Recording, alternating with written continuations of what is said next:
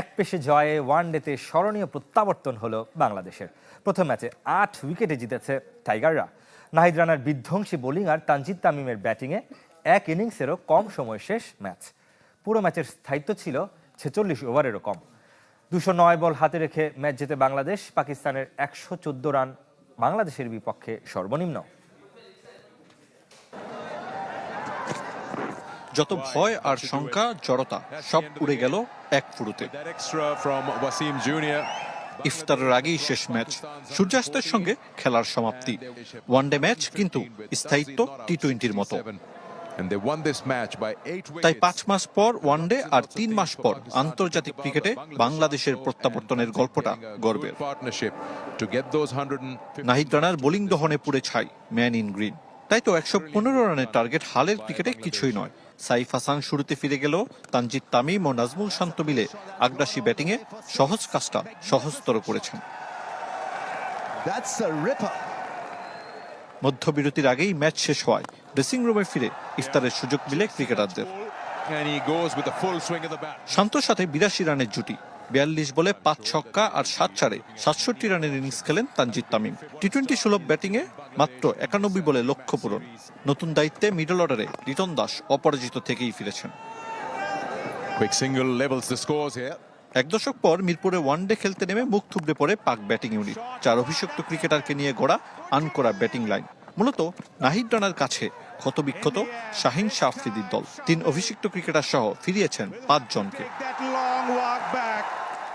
নিজের সেরা বোলিং তো বটেই, পাকিস্তানের বিপক্ষে ৭ বছর পর কোনো বাংলাদেশি পেসারের ফাইফার।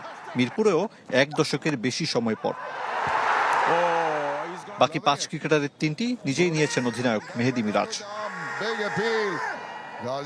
ব্যাট হাতে অধিনায়ককে নামতে হয়নি কোনো চাপ বা জটিল পরিস্থিতি সামলাতে। সহজ জয়ে শুরু, সিরিজ জয়ও হাতছানি দিয়ে রাখছে। বিশ্বকাপের পথে টিকে থাকা আর র্যাঙ্কিং উন্নতিও আসবে হাত ধরে। আরিফুল ইসলাম, চ্যানেল 24, ঢাকা। ১১ বছর পর কোনো বাংলাদেশি পেসার ফাইফারের দেখা পেলেন মিরপুর স্টেডিয়ামে। মোস্তাফিজুর রহমানকে টপকে গেছেন নাহিদ রানা। পাকিস্তানের বিপক্ষে ৫ উইকেট পাওয়া দ্বিতীয় বাংলাদেশি পেসার তিনি, যার প্রশংসা করেছেন pace bowling coach Shaun Tait. নাহিদও ধরে রাখতে চান ধারাবাহিকতা। স্বপ্নের মতো এক বিকাল, পেস বোলিংয়ের রোমাঞ্চকর গল্পের সাক্ষী হোম অফ ক্রিকেট। পাকিস্তানকে গতি আর বাউন্সে কাঁপিয়ে দেয়া গল্পের নায়ক নাহিদ রানা। এক দশক পর মিরপুরে ৫ উইকেটের দেখা পেলেন কোনো বাংলাদেশি ফাস্ট বোলার। সবশেষ ২০১৫ সালে মোস্তাফিজ নিয়েছিলেন ফাইফার। তারপর হওয়ার সুযোগও ছিল কম। বেশিরভাগ সময় স্পিন উইকেট বানিয়ে ফায়দা তুলেছিল বাংলাদেশ। সেদিন ভুলতে চায় ক্রিকেট বোর্ড। ট্রু উইকেটের নবযাত্রা শুরু মিরপুরে, তাতেই ৩ পেসার নিয়ে খেলার সাহস। না হলে মোস্তাফিজ তাসকিনের সাথে একাদশেই হয়তো জায়গা হতো না নাহিদ রানার। পছন্দের পিচ পেয়ে সুযোগ লুফে নিলেন ২ হাতে। আগের ৫ ম্যাচে ৫ উইকেট নেওয়া চাপাই এক্সপ্রেস প্রথমবার এক ম্যাচে নিলেন ৫ উইকেট। আলহামদুলিল্লাহ, ভালো করতেছি। এই জিনিসটা কন্টিনিউ করার চেষ্টা করবো লং টাইম পর্যন্ত।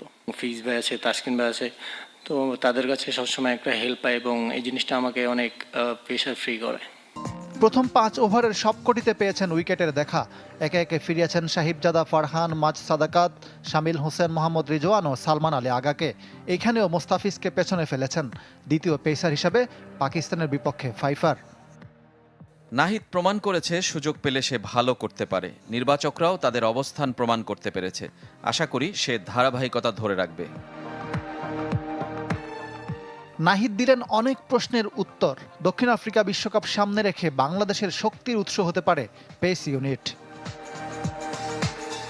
ইকরাম হোসাইন, চ্যানেল 24, ঢাকা। বাংলাদেশের জয়ের প্রশংসা করেছেন সাবেক অধিনায়ক এবং বিসিবি পরিচালক খালেদ মাসুদ পাইলট। ভালো উইকেটে ক্রিকেটারদের পারফরম্যান্স সবাইকে মুগ্ধ করেছে বলে মনে করেন তিনি। এখন সিরিজ জেতা খুব গুরুত্বপূর্ণ তার কাছে। চমৎকার উইকেট ছিল, বাট ব্যাটিংটা ভালো করে নাই। আমার কাছে মনে হয় যে পাকিস্তান টিম যে ধরনের রান করা উচিত ছিল সেই রানটা করে নাই। বাট ইজি টু চেজ, আমার কাছে মনে হয় খুব সহজ হয়ে গেছে বাংলাদেশ টিমের জন্য চেজ করাটা। খুব ভালো ব্যাটিং করেছে, পজিটিভ ব্যাটিং করেছে। আমি মনে করি যে বাংলাদেশ টিম আজকে ম্যাচ জিতেছে। বাংলাদেশ টিম সিরিজটা জেতাটা খুব ইম্পর্টেন্ট। বাংলাদেশ পাকিস্তান সিরিজের প্রথম ওয়ানডে মাঠে বসে উপভোগ করেছেন প্রধানমন্ত্রী তারেক রহমানের কন্যা জাইমা রহমান। দুপুরে মিরপুর স্টেডিয়ামে তাকে স্বাগত জানান ক্রীড়া প্রতিমন্ত্রী আমিনুল হক। প্রেসিডেন্ট বক্সে বসে খেলা দেখেন জাইমা, পুরো ম্যাচ ছিলেন মাঠে। বাংলাদেশের জয় উদযাপনের পর সেখানে ইফতার করেন তিনি। বাংলাদেশ জাতীয়তাবাদী দল বিএনপি ক্ষমতায় আসার পর প্রথম আন্তর্জাতিক ম্যাচ খেলেছে বাংলাদেশ।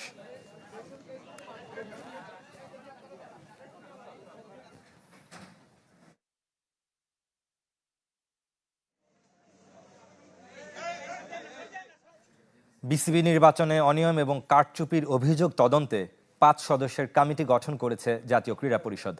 15 কার্যদিবসের মধ্যে প্রতিবেদন জমা দিতে বলা হয়েছে অবসরপ্রাপ্ত বিচারপতি AKM আসাদুজ্জামান নেতৃত্বাধীন কমিটিকে। এদিকে বিভাগ, জেলা এবং উপজেলা ক্রীড়া সংস্থার অ্যাডহক কমিটি বাতিল করেছে NSC।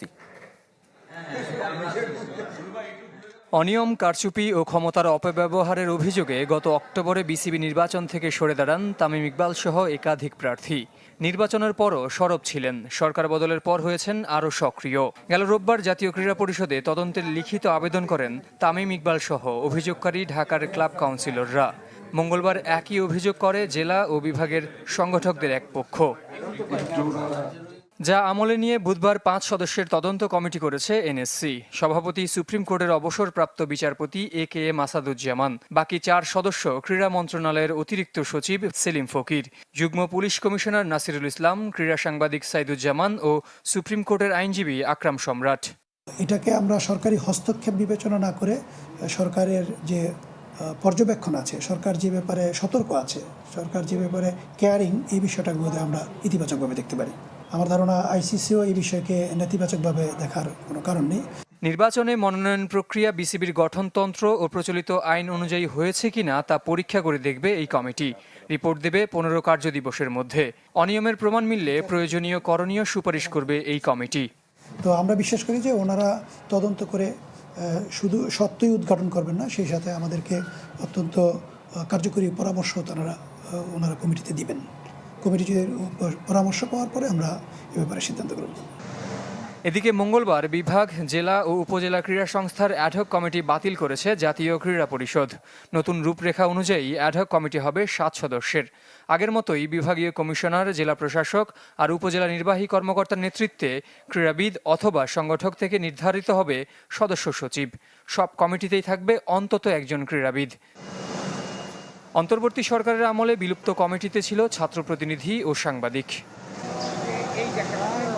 জহির সাগর, চ্যানেল 24, ঢাকা। ব্যাটারদের T20 র্যাঙ্কিংয়ে দ্বিতীয় স্থানে উঠে এসেছেন ঈশান কিষান। বিশ্বকাপে দারুণ পারফরমেন্সে ক্যারিয়ার সেরা র্যাঙ্কিং এই ভারতীয় ব্যাটারের। টুর্নামেন্ট জুড়ে করেছেন 317 রান, শুধু ফাইনালে হাফ সেঞ্চুরি। তবে টুর্নামেন্টে ফ্লপ অভিষেক শর্মা ধরে রেখেছেন প্রথম স্থান। এছাড়াও ষষ্ঠ স্থানে উঠে টিম সেইফার্ট আর 16তম স্থানে থেকে ক্যারিয়ার সেরা র্যাঙ্কিং জেকব বেথেলের। বিশ্ব আসরে জসপ্রীত বুমরার সাথে যুগ্মভাবে সর্বাধিক 14 উইকেট নেওয়ার পরও বোলারদের র্যাঙ্কিংয়ে শীর্ষস্থান হারিয়েছেন ভারতের আরেক ক্রিকেটার বরুণ চক্রবর্তী। লিগ পর্ব থেকে বাদ পড়ার পরও শীর্ষে উঠে এসেছেন রশিদ খান। অলরাউন্ডার র্যাঙ্কিংয়ে যথারীতি সেরা সিকান্দার রাজা।